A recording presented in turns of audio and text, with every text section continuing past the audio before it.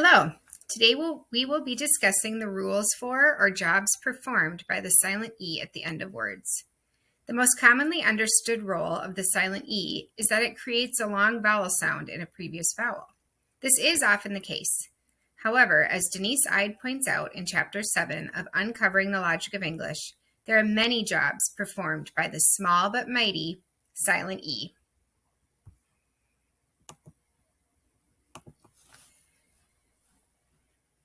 Before teaching this concept to students, there is some prior knowledge they must have about how our language works. In the lesson I'm about to share, it is assumed that students have already been taught the following concepts: long and short vowel sounds, voiced and unvoiced sounds, and the fact that every syllable needs at least one vowel. For younger students, teaching these concepts would likely need to be split up over the course of several lessons. As an 8th grade teacher using these language concepts as mini lessons, I thought my students could manage an introduction to all the jobs at once. To start the mini lesson, I asked them why we use a silent E at the end of words.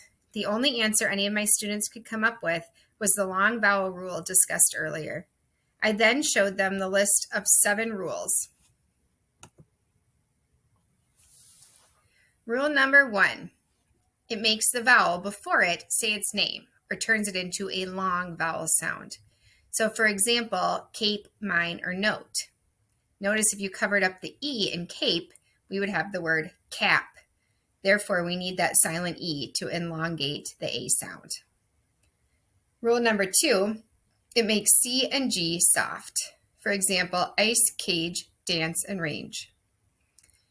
Anytime a C or a G is followed by an E, it turns it into the soft C or G sound.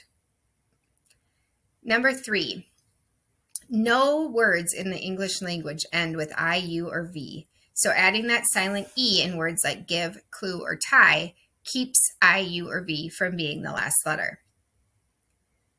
Rule number 4 shows that a word is not plural. For example, in dense, moose, or tease, if we took away the silent E at the end, we would have, for example, dense. If we took away the silent E, it would mean more than one den, more than one living room. So the silent E clarifies what we mean. Number 5, it adds a vowel to the consonant plus LE syllable, because students know that you have to have a vowel in each syllable. And in words like purple, table, bottle, we have 2 syllables, and that second syllable needed a vowel. So we added a silent E. Number 6 makes the TH say its voiced sound. Like, for example, in bathe, breathe, or clothe, had we taken away the silent E, we would have bath, breath, and cloth. Number 7 clarifies the meaning of words. It also makes short words a little bit longer. So in words like by and ah, again, if we took away the silent E, we would have a different meaning for the words. After going over the examples here, I also asked the students if they could come up with other examples for each category. As Ide points out, there are exceptions to these rules, which she calls an unseen reason for the silent E. Words such as where, done, come, some, and giraffe are words that end with a silent E and just need to be memorized. They don't follow any of the traditional rules. After going over all the types of silent E patterns, students were instructed to apply these rules to a poem we were reading that day, Life Doesn't Frighten Me by Maya Angelou. Before we dug into the poem in literature class, I had them underline the first occurrence of any word that ends in a silent E. Then, using the poster as a guide, they had to write the corresponding job or rule number next to each word.